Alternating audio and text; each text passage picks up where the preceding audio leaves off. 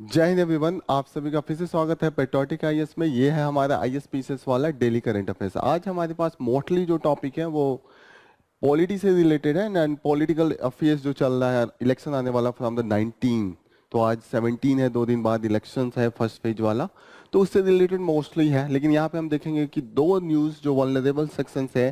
पहला बात करता है कि disability act and disability accessibility. दो पर्सन विद डिसेबिलिटी, उनका जो एक्सेसिबिलिटी है उससे रिलेटेड है। तो ये हम थोड़ा सा इसको एक तरीके से डिटेल में डिस्कस करेंगे।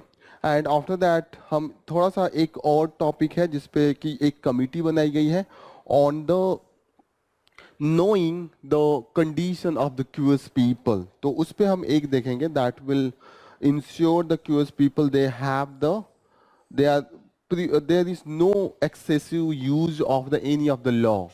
Recently we saw that जो हमारा सुप्रियो चक्रवर्ती केस था 2022 का, उसमें सुप्रीम कोर्ट ने मना कर दिया था राइट टू मैरिज देने के लिए जो सेम सेक्स पीपल थे यहाँ पे। लेकिन हमने देखा कि वहाँ पे कमिटी कॉन्स्टिट्यूट करने की बात की थी, तो उस पे एक आर्टिकल है, उस पे एक कमिटी बैठी है, तो उसी को देखेंगे कि क्या है उस कमिटी का।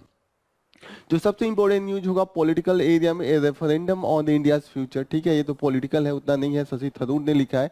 और यहाँ पे बात हो रही है कि इस बात का इलेक्शन है, रेफरेंडम है कि हम इलेक्टोरल डेमोक्रेसी को सस्टेन कर पाते हैं कि उसको लास्ट, उस पे जो लास्ट नेल है वो हम अटैक करेंगे। ये इससे ज्यादा इंपॉर्टेंस ये है कि navigating life a consumer with the disability, और ये वाला है जो reform needed to the voting process. तो यहाँ पे है कि वीवीपैट को लेके जो सुप्रीम कोर्ट में केस दायर किया गया है, केस अभी चल रहा है, उस पर डिस्कशन होगा। तो ये हमारा है जीएस पेपर 2 से रिलेटेड है, जीएस पेपर 1 सोसाइटी से है। मड्डिगास जो कम्युनिटी है तेलंगाना एंड आंध्रा में, देखते हैं कि उसका क्या इन्फ्लुएंस है, कैसे वो सफर कर रहे हैं, इसकी सब कैटेगराइजेशन। मालाज जो कैटेगरी है वो कम होते हुए भी उनका रिप्रेजेंटेशन ज्यादा है। कांग्रेस ने मालाज को भी दिया है 2 टिकट, मडिगास को उतना प्रेफरेंस नहीं दिया, डिस्पाइट इनका जो पॉपुलेशन है एससी के पॉपुलेशन में 59% मडिगास का है। तो Madigas community that comes under the एससीज, और वो ये डिमांड कर रहे हैं कि सब कैटेगरी बना दीजिए, क्योंकि जो एससीज के अंडर में मालाज कम्युनिटी है वो मैक्सिमम सीट ले जा रहे हैं। तो इस पे हम देखते हैं, this will be our class discussion. तो ये जीएस पेपर 1 से हो जाएगा, क्यूएल से रिलेटेड है, वो भी जीएस पेपर 1 सोसाइटी से होगा। ओके, इसको हम सोशल जस्टिस से भी देख सकते हैं, तो जीएस पेपर 2 में भी हो सकता है, क्योंकि वेलफेयर स्कीम के अंडर में जो आएगा वो जीएस पेपर 2 में है। इलेक्शंस का जो जितना भी है एरिया फर्स्ट एंड थर्ड, ये जीएस पेपर 2 का कोर एरिया है, तो आपको पता है। Okay, let's start with the front page. Front page का न्यूज है कि 29 Maoist shot dead into the Kanker in Chhattisgarh. तो सबसे पहले कानकेर कहाँ पे, उसका लोकेशन देखिए, ये कानकेर है, इंडिया का छत्तीसगढ़ यहाँ पे है, और कानकेर ये है, यहाँ पे रायपुर है, यहाँ पे बस्तर डिस्ट्रिक्ट है, और वो सबसे ज्यादा नक्सल प्रभावित है। तो हमने देखा है कि कंटिन्यूअसली जो ऑपरेशन चल रहा है गवर्नमेंट का, सिक्योरिटी फोर्स का, उससे जो इम्पैक्ट है माओइज्म का कम हुआ है। और ये हमने देखा है कि जो अभी टोटल मिला के इस साल नियर अबाउट 80 डेथ हुआ है, 80 माओ इज किल्ड, और ये हाईएस्ट टैली है 2019 से लेके अभी तक का, जहाँ पे 2019 में 80 डेथ हुआ था, किलिंग वहाँ पे मारा गया था माओइस्ट को। इस बार 79 पे हम पहुंच गए हैं, तो कहीं ना कहीं हम क्रॉस कर रहे हैं उस एरिया को। पिन पॉइंट हमें इंफॉर्मेशन मिला था सिक्योरिटी फोर्स को कि जो इनके सीनियर डिविजनल कमेटी है उनका मीटिंग है वो बेस बनाए हुए कानकेर में।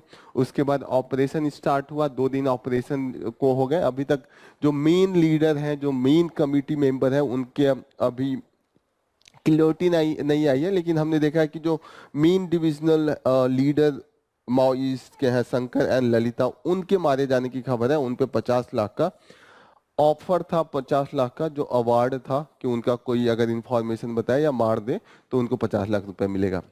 सबसे इंपॉर्टेंट ये देखिएगा कि सुप्रीम कोर्ट का जजमेंट आया है, ऑब्जर्वेशन एक तरीके से। उन्होंने बोला है कि हम अब बैलेट सिस्टम पे नहीं जा सकते हैं। जज का यहाँ तक स्टेटमेंट है कि हमने देखा है कि जो बैलेट सिस्टम था उसमें बूथ कैप्चरिंग कितना कॉमन था, कितना मीनेस था, कितना उससे दिक्कतें थी, इनकन्वीनियंस था, उसको लेके इन्होंने कहा कि बैलेट सिस्टम पे नहीं जा सकते। हाँ, वेरिफिकेशन जो है वीवीपैट को, उस पर हम देख सकते हैं, उस पर एक होल आर्टिकल है, उसको हम देखेंगे अलग से। यहाँ पे है कि x says it's took down 4 posts as per the EC directive. तो यहाँ पे एक्स ने ये डिक्लेयर किया है, पब्लिश किया है कि जो इलेक्शन कमीशन ने इनसे नोटिस भेजा था हटाने के लिए, वो हम उसके लिए तैयार नहीं थे। वो right to freedom of speech जो है लीडरशिप का है, लीडर्स का है, उसके अगेंस्ट में है, लेकिन कहने पे हमने हटा लिया। लेकिन पब्लिश किया है, ये बहुत दिनों बाद पब्लिश हुआ है एक्स के तरफ से, वरना वो अभी पब्लिश नहीं कर रहे थे। पतंजलि का केस से रिलेटेड है। बाबा रामदेव बालाकृष्ण जाके हाथ जोड़ के माफी मांगे हैं कि हम ऐसा गलती नहीं करेंगे। सुप्रीम कोर्ट ने कहा कि गलती तो बहुत बड़ी है, हाथ जोड़ के माफी मांगने से ऐसा नहीं है कि आपको छोड़ दिया जाएगा। इनके खिलाफ जो कंटेम्प्ट ऑफ कोर्ट का केस चल रहा है, और देखा गया था कि ये लोग कंटिन्यूसली वायलेट कर रहे हैं जो हमारा लॉ है drugs and magic remedies act. इसके अंडर में हम मिसलीडिंग इंफॉर्मेशन नहीं दे सकते। हम नहीं कह सकते हैं कि हमारे पास वो क्योर है जिसका आपके पास क्योर नहीं है। आप झूठ नहीं बोल सकते, आप किसी के हेल्थ के साथ या इस देश के लोगों के हेल्थ के साथ खिलवाड़ नहीं कर सकते हैं। हमने देखा पतंजलि जो बाबा रामदेव है, उन्होंने बोला था कि इनके पास डायबिटीज, ओबेसिटी या लीवर डिस्फंक्शनल हो जाए, यहाँ तक कोविड का भी इन लोगों के पास सोल्यूशन है, इनके पास दवा है। जब दुनिया जूझ रही थी कि इसका वैक्सीन, इसका मेडिसिन हम ढूंढ ले, तो इन लोगों के पास पहले से था। लोगों को बता नहीं रहे थे कि कैसे दवा बताया, बस बताया कि ये गोली है, खा लीजिए आप ठीक हो जाएंगे। ऐसे केस में सुप्रीम कोर्ट काफी स्ट्रिक्ट है। यहाँ पे सुप्रीम कोर्ट के एक जज का जो स्टेटमेंट है, इन्होंने कहा law was equally for the all जजेस of the court followed the constitution, they had sworn an oath to uphold it. It didn't matter who was in front of them, whether it is a common man or the king, anyone, the Supreme Court had to take decision as per the constitution of जय Hind India. Everyone. Okay, तो ये है। तो हम देखते हैं कि क्या ये केस में कंटिन्यूअसली प्रोग्रेस है, हम देखते रहेंगे। नेक्स्ट इंपॉर्टेंट न्यूज जो स्टेट पीसेस को लेके है कि केजी जयन है, जो कार्नेटिक म्यूजिशियन थे, इनका डेथ हो गया है और ये बिलोंग करते हैं मलयालम से, मलयाला केरला से। तो आपको ये याद रखना है कि कर्नाटिक म्यूजिशियन, इनका नाम केजी जयन है और उनका डेथ हो गया है। इनके जो बेटे हैं मलयालम एक्टर हैं मनोज के जयन। तो इतना आप याद रखिएगा स्टेट पीसेस के लिए। नेक्स्ट इंपॉर्टेंट न्यूज जो है वो एडिटोरियल से, referendum on India's future. Here the writer is the Shashi Tharoor, the main writer. Here it is supported by the Baba Sayan Bajaj. Okay, so here they are talking about the how the electoral democracy India has evolved. Okay, so it is talking about the from the time of Nehru to the present time, what were the condition of the Election Commission of India, electoral process and evolution, and how the democracy has been challenged. So it start with the mainly how the present challenges that Indian democracy is facing. As for the writer, he is talking about the India's future of the country's democracy that's depend upon the this 2024 general election. He is of the view that this elections will define or it will decide that whether India democracy will be further eroded or deepened. As the writer's view, it is getting eroded, and it is due to the control of the media limiting the opposition candidate and even intimidating the voters. This has been the condition, and we have seen that the fundamental pillars of democracy such as the judiciary, media, legislature, all has been compromised. Even the independent agencies such as the ED, CBI, CAG, all have been misused, and their power, their independence have been broken down, eroded. This has been the claim, this has been the from the writers. Okay, and mainly it is being done by the ruling party BJP, and they are promoting the hate politics, and also they are going for the religious vigilantism such as the lynching or mob lynching, and even they are going for the demonization of the minorities. Means the way they are projecting the minority, that is not into the good light, and yes, this is creating one side against the other side. They are creating the divide between those who are the others and those who are they have this other identity. So two identity, there is the clash that has been done, that has been made. Okay. Intimidation of the media has been the common, and the corruption in the politics as has been seen into the electoral bond, and separation of the dissent under the guise of the patriotism, that has been the common as per the writer. Here he is trying to talk about the how it has been evolved. He is talking about the 1951-52 election, and it was democratic experiment. Why?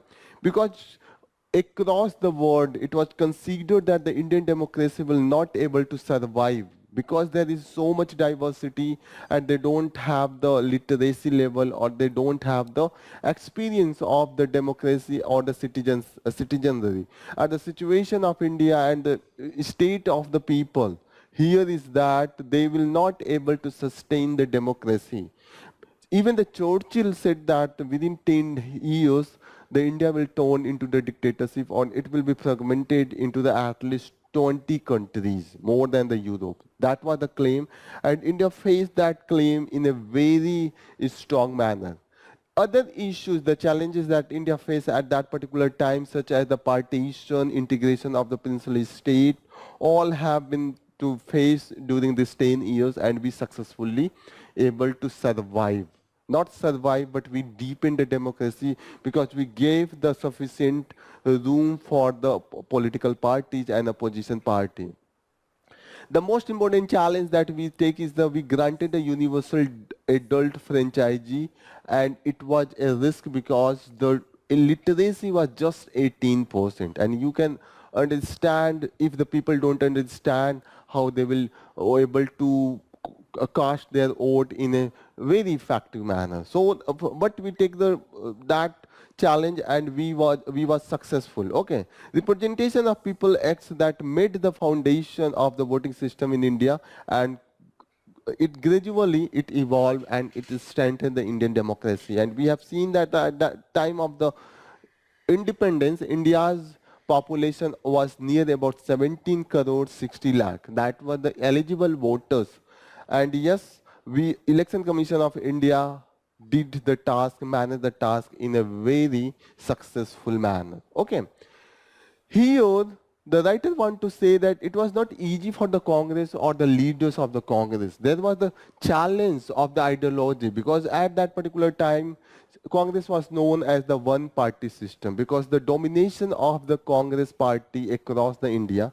The second thing was that within the Congress there was the different ideologies, right wing, left wing, centrist, all were there. And we have seen that there was the tussle between the leaders within the Congress itself. For example, here it is given that there was a tussle between Purushottam Das Tandon and the Nehru in the 1950s, because the Purushottam Das Tandon was the president of the Congress in 1950. He defeated the J.B. Kripalani, and J.B. Kripalani was supported by the Nehru. But yes, he was defeated, and Purushottam Das Tandon was a bit right-wing person, and he has the more inclination toward the RSS, and that's why it was not aligning with the ideology of the Nehru, who was promoting the secularism. And that's why the Nehru resigned, but due to the pressure from the other party members, other Congress member, Purushottam Das Tandon have to resign because they knew that the popularity of the Nehru and the capacity to win the election by the Nehru under the leadership of the Nehru, and that's why Purushottam Das Tandon resigned, and Nehru became the president as well as prime minister of India at that 1951 and 52. So here it is given. Beside that, the latter we saw that the opposition from the tall leaders such as the J.B. Kripalani, Jayaprakash Narayan, Baba Saheb Ambedkar, and S.P. Mukherjee, Sama Prasad Mukherjee. So we have seen that yes, opposition was there, and it was a healthy opposition. It was not that the Nehru going to curb all the opposition leader or any of such thing. He promoted the opposition. He made the opposition stronger by the taking their route by their own. We have seen that. Nehru even was not ready to compromise or put any of the ban on the Communist Party of India, despite they were rebelling against the Indian state itself. We have seen it into the Hyderabad and in the Nizam area. Okay, so this was the case, and despite that, we flourished our democratic tendency.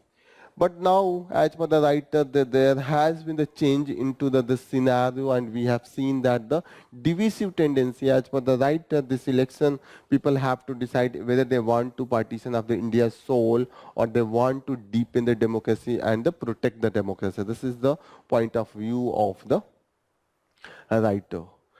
The next news that we are going to take Lokniti survey suggest that the Lok Sabha contest, यहाँ पे हम देखेंगे कि लोक नीति का जो अभी रिपोर्ट आया है, लोक नीति का ये कहना है कि जो अनएम्प्लॉयमेंट है एंड द इन्फ्लेशन है, इस सर्वे में पाया गया है, वो सर्वे जो लास्ट टाइम का सर्वे है उससे डिफरेंट है। यहाँ पे देखने को मिला है कि जो लोगों का मेन टारगेट पॉइंट है, unemployment and price rise he main issue है। लेकिन बीजेपी अपना जो जो रूलिंग पार्टी है उनका मेन बेस अभी जो रखना चाहते हैं वो consecration and inauguration of the Ram temple, जो अभी उद्घाटन हुआ है मंदिर का, और जो हार्ड हिंदुत्व है, हिंदुत्व के बेसिस पे ये अपना वोट बेस बनाना चाहते हैं। लेकिन हमने देखा है कि इकोनॉमिक फ्रंट पे भी लोगों का ये मानना है कि इनका परफॉर्मेंस मीडियोकर है, कुछ उतना अच्छा नहीं है। And half of the respondent, पहली बार ऐसा हुआ है कि उन्होंने बोला है कि जो करप्शन है वो इंक्रीज हुआ है in the last 5 years, they are not happy on the this area. ठीक है, lack of sufficient job and the persistent inflation, वो तो अदर कॉज रहा ही है। तो हम देखेंगे कि जो अपोजिशन है इंडिया ब्लॉक का है, वहां पे leadership and socio culture issue को लेकर बीजेपी इसका मुद्दा बनाती रही है और इस पे भी उन्होंने पॉजिटिव एरिया में अपना बेनिफिट उठाया है। अपोजिशन का मेन अभी जो चल रहा है वो अपना बेस बना रहे हैं on the alternative related to the economy and livelihood concern, कि हम आपको लाइवलीहुड प्रोवाइड करेंगे, हम आपको जॉब अपॉर्चुनिटी देंगे। अभी आपने देखा कि जो प्रियंका गांधी हैं या राहुल गांधी हैं, वो अपने इलेक्शंस में 30 लाख भर्ती की बात कर रहे हैं कि जो गवर्नमेंट पोस्ट खाली हैं उनके लिए। ठीक है, साथ साथ लोक नीति का जो सर्वे उसमें आया है कि जो नॉर्थ साउथ का डिवाइड है वो बहुत क्लियर है। बीजेपी साउथ में अपना जो एंट्री मारना चाहती है, अपना बेस बनाना चाहती है, वो नहीं बना पा रही, लेकिन जो नॉर्थ का हिंदी होल्ड लैंड है वहां पे ये काफी स्ट्रांग हुए हैं।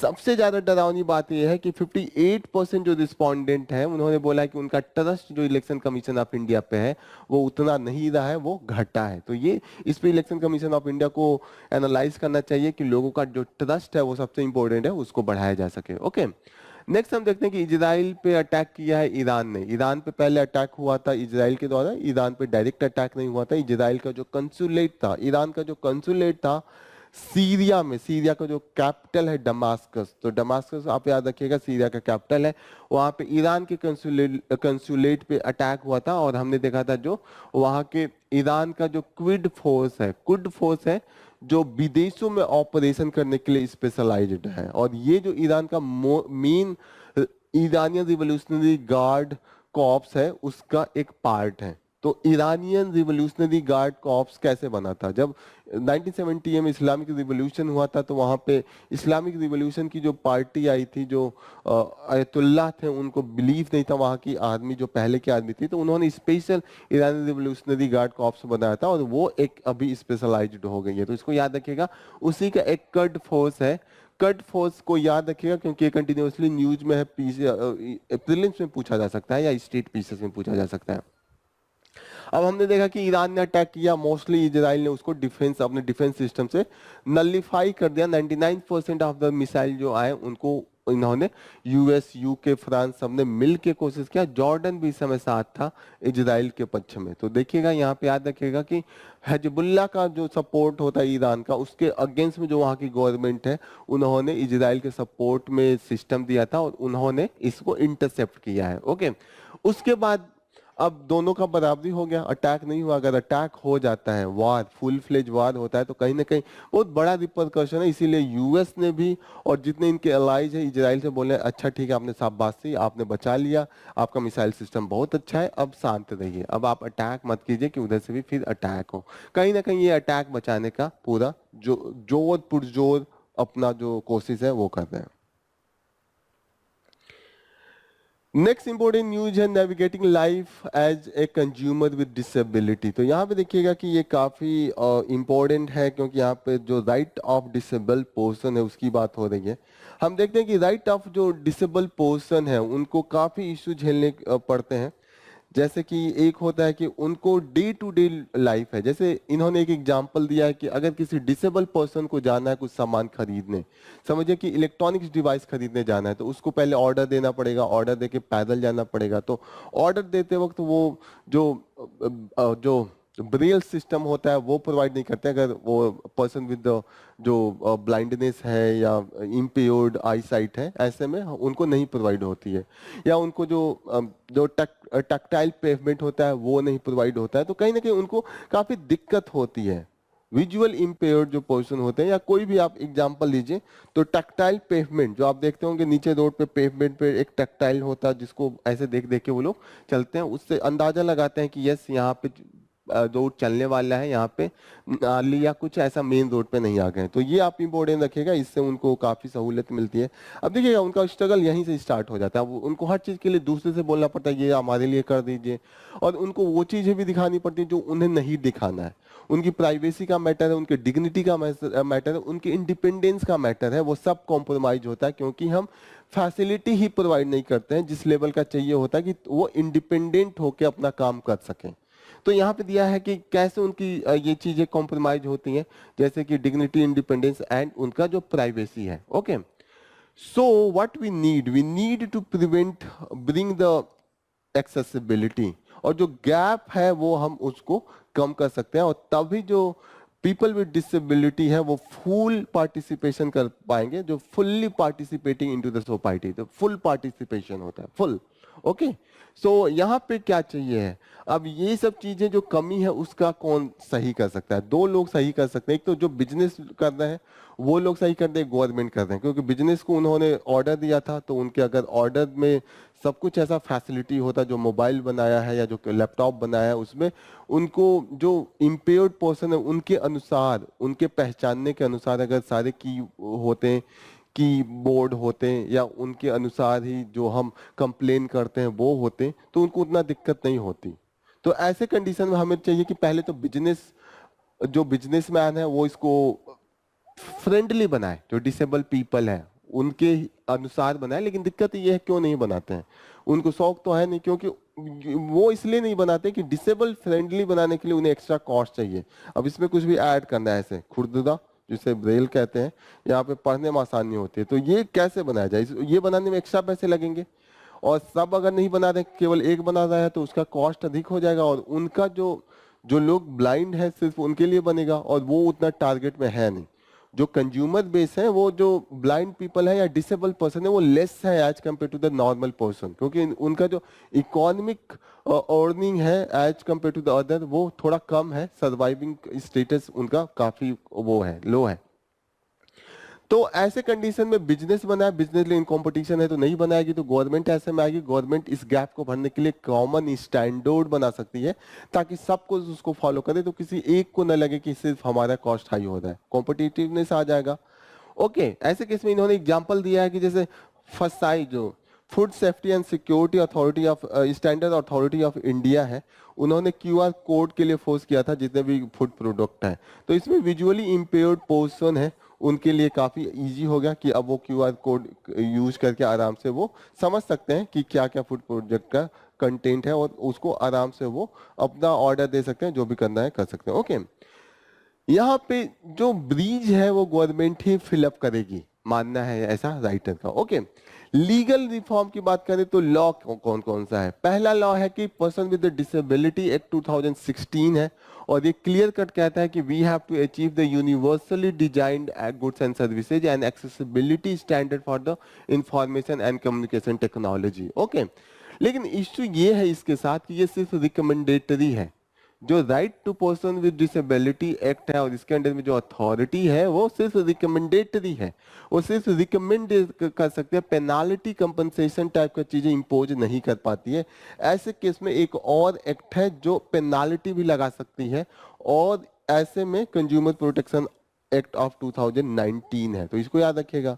लेकिन इस एक्ट के साथ इश्यू है कि ये स्पेसिफिक नहीं है, जैसे इन्होंने स्पेसिफिक है कि इतना परसेंट ये दिया जाएगा, ऐसे हमको करना है, लेकिन ये स्पेसिफिक नहीं है, कॉमन कंज्यूमर्स के लिए है। तो हम देखते हैं कि कहीं ना कहीं एक जो स्पेसिफिक है वो अपना पेनाल्टी नहीं है, जो पेनाल्टी है उसमें स्पेसिफिक नहीं है, तो हमें दोनों को अलाइन करना पड़ेगा और ज्यादा इसको इफेक्टिव बनाना पड़ेगा, ये यहाँ पे राइटर का मानना है। ओके, नेक्स्ट इंपॉर्टेंट न्यूज जो है इंपॉर्टेंस ऑफ मडिंगा को लेके है, और ये लोग एक एससी कम्युनिटी के अंडर में आते हैं, और इनका जो मेन एरिया है तेलंगाना एंड आंध्र प्रदेश है। तो हमने अभी देखा है कि तेलंगाना में कांग्रेस ने एक भी मडिंगास को टिकट नहीं दिया है, डिस्पाइट कि एससी के जो टोटल पॉपुलेशन है उसमें 59% जो है वो मडिंगास है। तो आप ये याद रखिएगा, मैं टोटल पॉपुलेशन ऑफ तेलंगाना की बात नहीं कर रहा हूं, यहाँ पे मैं बात कर रहा हूँ टोटल पॉपुलेशन ऑफ एससी। जैसे टोटल पॉपुलेशन अगर तेलंगाना का 3 करोड़ है और उसमें से 50 लाख अगर एससीज है, तो उसमें से 50 का 59% नियर अबाउट आपका 27 लाख के आसपास आएगा। जो 27 लाख है वो कहीं ना कहीं मडिंगाज है। लेकिन मालाज जो 28% है, उनके कम होने के बावजूद भी इनको ज्यादा टिकट दिया गया, 2 टिकट दिया गया। क्यों? क्योंकि वो पावरफुल है। और यही मेन कॉन्सर्न है मडिंगास की। मडिंगास जो कह रहे हैं कि सब कैटेगरी बना दीजिए, क्योंकि मोस्ट ऑफ द बेनिफिट जो है वो मालाज को जा रही है और वो कम परसेंटेज में। ऐसे में बीजेपी ने इसका फायदा भी उठाना चाहा। उन्होंने मडिंगास के वोट को किसी भी तरीके से उन्होंने मोबिलाइज करने की कोशिश की, और इसमें जो सबसे ज्यादा उनके समर्थन में आते हैं मंडा कृष्णा मडिंगाज है, उनका सपोर्ट मिला है बीजेपी को, और बीजेपी इसका मुद्दा भी बना रही है। यहाँ तक कि भारत राष्ट्र समिति है वो भी उसका मुद्दा बना रही है। ओके, यहाँ पे हम देखेंगे कि मडिंगाज जो है वो सब कैटेगरी कह रहे हैं, क्योंकि उनका जो सर्विसेज में है, रिजर्वेशन में है, उसमें भी रिप्रेजेंटेशन एससी में कम है। मालाज मैक्सिमम लेके जा रहे हैं जो रिजर्वेशन है। तो ये मेन इश्यू है, that's why this is into the news. Okay, जो नेक्स्ट इंपॉर्टेंट न्यूज है, reform needed in the voting process. तो यहाँ पे बात हो रही है कि वोटिंग प्रोसेस जो है, जो हमने ईवीएम यूज किया है उससे रिलेटेड ये न्यूज है। यहाँ पे बोला जा रहा है कि कब इवोल्यूशन हुआ था ईवीएम प्रोसेस का, और ओवरऑल जो इलेक्शन प्रोसेस है वो इंडिया में कैसे इवॉल्व हुआ है। इन्होंने एग्जांपल दिया है कि जैसे जो फर्स्ट 2 इलेक्शंस थे वो बड़ा कठिन हुआ था। वहां पे जो इलेक्शन प्रोसेस था वो एक तरीके से बहुत रिगरस था। क्यों रिगरस था? क्योंकि वहां पे हर पार्टी के कैंडिडेट को वोट डालना पड़ता था। अगर वोट नहीं दिया तो आपने खाली जो बैलेट है उसको डालिए, एक को वोट दीजिए, लेकिन उसमें बैलेट बॉक्स में डालना होता था। इतना कठिन था कि आपको एक बार मैं यहाँ पे शो करता हूँ कि अगर मानिए 5 कैंडिडेट है किसी इलेक्शन में, तो 5 बॉक्स होगा। यहाँ पे 5 बॉक्स हो गया। पांचों बॉक्स के सामने आप जाएंगे वोट डालने, तो आपको बैलेट मिलेगा। आपने सोचा कि मैं वोट इसको दूंगा, इस कैंडिडेट को दिया, तो इस कैंडिडेट के ऊपर उठा के नाम पे ठप्पा मारा और इस वाले में आपने डाल दिया ये। लेकिन आपको ऐसा नहीं ये छोड़ के जाना पड़ेगा, इसमें ब्लैंक इसके नाम वाला, इसके अंदर में ब्लैंक, इसके अंदर में ब्लैंक, इसके अंदर में ब्लैंक आपको बैलेट डालना होता था। तो आपको इतने बॉक्स लाने पड़ते थे जो ऑफिसर्स थे, जो पोलिंग बूथ ऑफिसर थे उनको, और इस कंडीशन में काफी रिगरस हो जाता था। उस समय टेक्नोलॉजी नहीं थी, ऐसा नहीं था ट्रक इतने लार्ज स्केल पे थे। जो बैलगाड़ियां होती थी, जो घोड़े होते थे, यहाँ तक कि जो म्यूल और गधे होते थे, उनका भी यूज किया जाता था ये सब ढोने के लिए, और उससे ये सब चीजें लाया होता था। कंडीशन इतना मतलब इतना टफ था, फिर भी इलेक्शन कमीशन सक्सेसफुल था। और एक यहाँ पे एग्जाम्पल दिया जाता है, बहुत ही बढ़िया ये एक कहानी है कि जब वो पहला इलेक्शन हो रहा था तो एक वोटर, एक साउथ के ही कॉन्स्टिट्यूएंसी पे, वो बोला कि इसमें से किसी को मुझे वोट नहीं देना, मुझे सबसे अच्छा जो कैंडिडेट लगा है वो सुकुमार सेन लगे हैं, जो उस समय के चीफ इलेक्शन कमिश्नर थे, और उनको हम वोट देंगे। Chief election commissioner of the India, उनको हम वोट देंगे। लेकिन वो थे नहीं। अब वो इंसान अनजान सीधा साधा, उसको नहीं पता था कि वो तो इलेक्शन कमीशन ऑफ इंडिया, लेकिन वो इतना खुश हुआ था कि उन्होंने कहा कि जो ये इलेक्शन करा रहा है वो काफी मेहनत किया है, इन कैंडिडेट से अच्छा वो है। तो इस लेवल पे वो हार्ड वर्क हुआ था, और तब इतना इश्यू नहीं आया था आज जितना हम इश्यू देखने को मिल रहे हैं। तो लगातार 2 इलेक्शन ऐसे हुए थे।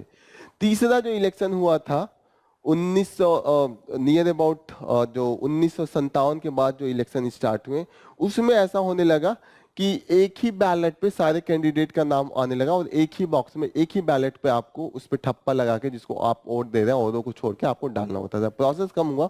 1982 तक आते आते हमने जो ईवीएम है, इलेक्ट्रॉनिक्स वोटिंग मशीन है, इसका स्टार्ट हमने यूज स्टार्ट करना कर दिया था। और 2001 तक आते आते हमने एक्सपेरिमेंट तौर पे इसको जो स्टेट असेंबली इलेक्शन थे तमिलनाडु, केरला, पुडुचेरी एंड वेस्ट बंगाल में यूज किया था, और 2004 के इलेक्शन में ऑल इंडिया लेवल पे लोकसभा का जो जनरल इलेक्शन था उसमें हुआ था। प्रोसेस चल रहा था, लेकिन विरोध हो रहा था कि ये प्रोसेस भाई सही नहीं है, जो ये प्रोसेस है इसमें फ्रॉड हो सकता है, हैकिंग हो सकती है, वेरिफिकेशन नहीं हो रहा है। तो सुब्रमण्यम स्वामी सुप्रीम कोर्ट में लेके इस केस को कहें कि बैलेट को वापस लाइए, ईवीएम मत यूज कीजिए। सुप्रीम कोर्ट ने कहा कि देखिए ईवीएम तो लगेगा, लेकिन आपको सेफ्टी के लिए वीवीपैट दिया जाएगा कि एक स्लिप निकलेगा, जब आप वोट देंगे तो एक स्लिप निकलेगा और कुछ सेकंड के लिए उस पर कैंडिडेट जिसको आपने वोट दिया है और उसका नाम और उसका सिंबल दिखेगा, उस पर सीरियल नंबर भी लिखा रहेगा ताकि आप देख लें। ओके, तो पता चल जाएगा कि हमने जिसको वोट दिया उसी को पढ़ा। ऐसा हमने सुब्रमण्यम स्वामी केस याद रखिएगा उसमें आया। ओके, यहाँ पे दिया हुआ है Subramanian Swamy versus Election Commission of India case, बहुत इंपॉर्टेंट है, याद रखिएगा। जब भी आप रिफॉर्म की बात कीजिएगा ये आप ला सकते हैं। अब 2019 तक आते आते वीवीपैट का 100% जगहों पे यूज होने लगा। जो वीवीपैट का यहाँ पे आया था 2014 में, हमने नहीं किया था इसको, एक्सपेरिमेंटल बेसिस पे 2014 की इलेक्शन में किया था, 2019 में हमने 100% किया। अब बात ये आ गई कि 100% हम चाहते हैं कि वीवीपैट हो। अब इस कंडीशन में क्यों विरोध चला है, हम ये लॉजिक दे रहे हैं कि यार जो डेवलप्ड कंट्रीज हैं, जो डेवलप्ड कंट्रीज फ्रांस है, यूके है, यूएस तक है, वो नहीं यूज कर रहे, आप क्यों कर रहे हैं। उन्होंने तो देखा, फॉर एग्जांपल जर्मनी ने यूज किया ईवीएम और बाद में जर्मनी ने इसको, वहां का कोर्ट ने अनकॉन्स्टिट्यूशनल डिक्लेयर कर दिया और वापस वो चले गए जो सिस्टम है बैलेट का उसमें। हमारे जो नेबर है पाकिस्तान में भी बैलेट सिस्टम ही यूज हो रहा है। हमने देखा था कि जो बांग्लादेश था उसने ईवीएम का यूज किया था, लेकिन इस साल का जो इलेक्शन है जिसपे काफी एलिगेशन भी हुआ है, उसमें हम वापस बैलेट पे गए हैं बांग्लादेश के केस में। ओके, तो अब ये लॉजिक दिया जा रहा है जब इतना कुछ है तो क्यों हम, जब इतनी देश से बेवकूफ थोड़े हैं, इंग्लैंड, फ्रांस, नीदरलैंड, तो हमने कहा कि नहीं हमारा सिस्टम अच्छा है और इसके फायदे बहुत है ईवीएम के, तो हम ईवीएम को ही रखेंगे। पहली बात क्या फायदा है कि बूथ कैप्चरिंग जो है वो मिनिमाइज हो गया है। क्यों हो गया कि जो रेट ऑफ वोट कास्टिंग है, जैसे एक सेकंड में, एक मिनट में आप कितने नंबर ऑफ वोट दे पाएंगे, वो आप बैलेट से दे के चाहे कि पूरा बूथ का भर दे बैलेट और चेंज कर दे तो वो इजी है। लेकिन जो आप ईवीएम का यूज करेंगे, एक मिनट में सिर्फ 4 ही वोट पड़ सकता है। ऐसे केस में अगर आप 1 घंटा में देखेंगे तो 60 से गुणा करेंगे, क्योंकि 1 घंटा में 60 मिनट होता है और 1 मिनट में 4 बार है, तो 60 plus 16 to 4 it will be 240। आप ऐसा नहीं है एक ही बार पूरा का पूरा आप वोट देके चले जाएंगे। तो कहीं ना कहीं यहाँ पे हम देखते हैं कि ये सिस्टम में आप बूथ कैप्चरिंग काफी डिफिकल्ट है, इम्पॉसिबल है। इनवैलिड वोट है वो भी घट गया है, वो भी, उसका भी हमने एलिमिनेट कर दिया, क्योंकि पहले हमें ठप्पा किस पे मारना, कभी लकीर पे मार देते थे, कभी दूसरे वाले पे मार देते थे, कभी वो जहां पे मारना होता था उसके बाहर हम मार देते थे, बैलेट के या किनारे पे मार देते थे, जो इनवैलिड हो जाता था। अब आपको सिर्फ जाके बटन दबाना है, आवाज आ जाएगी, आपको पता चलेगा, वीवीपैट पे आप देख लेंगे आगे, वहां पे ऐसा नहीं है कि सिर्फ बटन दबाना है। बहुत रेयर केस में हो सकता है आपने आगे पीछे बटन दबा दिया फिर भी वोट तो काउंट होगा, गलत भी दिया वोट काउंट होगा, इनवैलिड के चांसेस बहुत कम हो गए। ओके, सबसे ज्यादा अच्छी बात है कि इको फ्रेंडली है। आप बैलेट में जाएंगे, पेपर यूज करेंगे, पेपर आप इतना ज्यादा पेपर लगेगा और वो पेपर पेड़ों को काट के बनता है, तो कहीं ना कहीं आप देखिएगा कि इको फ्रेंडली है। ईवीएम एक बार बन गया, कई बार यूज होगा। ओके, थर्ड चीज यहाँ पे बोला जा रहा है कि एडमिनिस्ट्रेटिव कन्वीनियंस है, सिर्फ एक बॉक्स और वीवीपैट वाला मशीन ही तो ले जाना है। पहले तो बॉक्स, बैलेट पेपर आप सब लेके जाइए, काफी मेहनत लगता था जो पोलिंग ऑफिसर्स होते थे। अब यहाँ पे देखिएगा कि इसके बाद भी जब हमने वीवीपैट लगा दिया तो हमने एक्चुअल वोटिंग सही हो रहा है कि नहीं वो भी हमने एक तरीके से वेरीफाई करना स्टार्ट कर दिया है। लेकिन दिक्कत यह है कि अभी भी अपोजिशन पार्टी जिसका विरोध कर रहे हैं वो कह रहे हैं कि हैकिंग पॉसिबल है क्योंकि ये इलेक्ट्रॉनिक डिवाइस है। अब सुप्रीम कोर्ट जो हमारे इलेक्शन कमीशन ऑफ इंडिया है उसने बोला कि नहीं हो सकता। भाई क्यों नहीं हो सकता? क्योंकि स्टैंड एलोन डिवाइस है, कहीं वो इंटरनेट से कनेक्टिविटी नहीं है, नो एक्सटर्नल कनेक्टिविटी। और ये आप जो कैलकुलेटर अपना यूज करते हैं उसके जैसे है, आप कैलकुलेटर कहीं से कनेक्ट नहीं है, इंडिपेंडेंट सेल पे चार्ज हो रहा है, सिर्फ वही इसमें भी है, तो नहीं पॉसिबल है। दूसरी बात ये हो रही है कि जो आप वेरीफाई कर रहे हैं वीवीपैट का, उसका सैंपल साइज बहुत कम है। एक जो ये असेंबली कॉन्स्टिट्यूएंसी है उसका सिर्फ 5% को ही आप वेरीफाई कर रहे हैं। यहाँ पे हो रहा है कि 100%, तो 100% भी नहीं, एक तरीके से है कि आप फिर से बैलेट पेपर वाला जाएंगे, काउंटिंग लंबा हो जाएगा, फिर फायदा क्या हुआ। तो यहाँ पे ये सजेशन दिया जा रहा है कि आप पूरा चेंज करने के बजाय आप एक रीजन बना लीजिए, रीजन के हिसाब से आप काउंटिंग करवाइए, ऐसा बोला जा रहा है। ओके, तो ये हम सिस्टम अभी ला सकते हैं। रीजन के बेसिस पे ये भी कर सकते हैं कि जिस रीजन में लगे कि किसी रीजन में लगे कि एरर आ गया, तो उस पूरे रीजन का, जैसे इनका कहना है कि जो मानी एमएलए का कॉन्स्टिट्यूएंसी है उसमें 10 रीजन में बांट दिया, तो इससे ये होगा कि आप किसी किसी रीजन में थोड़ा एरर आ रहा है तो पूरा वीवीपैट वेरीफाई करवा लीजिए, लोगों का टच बढ़ जाएगा, आपका परसेंटेज जो वोटिंग है वो भी बढ़ जाएगा, परसेंटेज जो वेरिफिकेशन है वो बढ़ गया। तो ये सोल्यूशन यहाँ पे दिया गया, ये आप याद रखिएगा, ये भी आप भी यूज कर सकते हैं।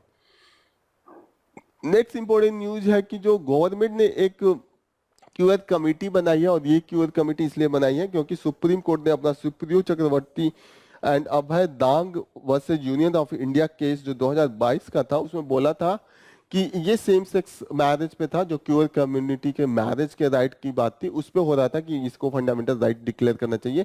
सुप्रीम कोर्ट ने कहा नहीं, सेम सेक्स मैरिज ये फंडामेंटल राइट से नहीं है।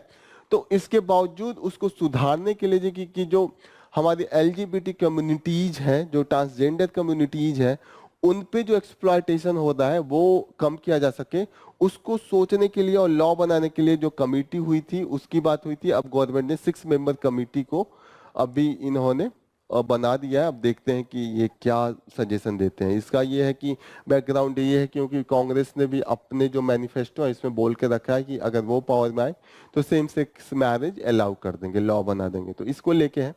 तो this is all about from the today's news, we have covered most of the relevant news.